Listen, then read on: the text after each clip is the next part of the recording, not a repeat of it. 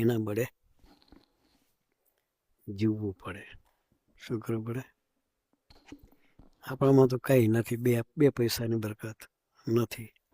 એ પુરુષ એવા મળ્યા છે એટલે આપણને પાર કરાવે પુરુષ. સાહેબ કે હું પોતાના બળે જ જીવતો હતો, મન બુદ્ધિને રમાડતો હતો. વિદ્યાર્થી જીવનમાં મન બુદ્ધિની તાકાત નહોતી કે તે વર્તાવી શકે, પણ જ્યારે અંતરનો ભવેડો હૈયું જોયું ત્યારે લાગ્યું કે દુનિયાની 400 કરોડની જનતામાં મારા જેવા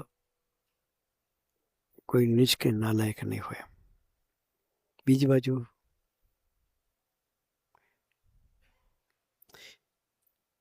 બાજુ મને બી ખબર નહોતી કે આ ચિદાકાશનું દિવ્ય સ્વરૂપ છે. નવે નવો શરૂઆત થતી. મા જેવા સાધુ અકાળ રૂ કરે એનું નામ સાધુ.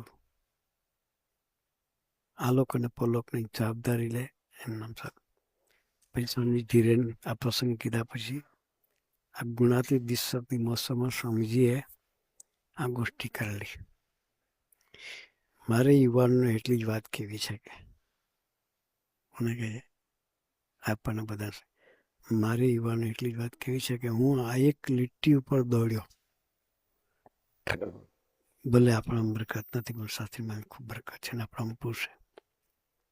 એટલે હું તમને બધાને કહું છું, સાહેબ શું કહે છે આપણને, એટલે હું તમને બધાને કહું છું કે માથે પડતા શીખી જજો બસ. મેં વર્ષો પહેલાં જેવી ભૂલ કરી એવી તમે નહીં કરતા. એને ભૂલ નથી કરી પણ આપણને લેસન આપવા માટે એને દર્શન કરાવડાય.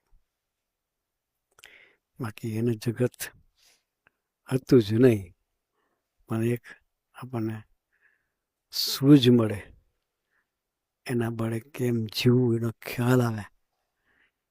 એટલે સ્વામીજી આવું સરસ દર્શન પોતાના જીવનનો આપણને કરાવ્યું.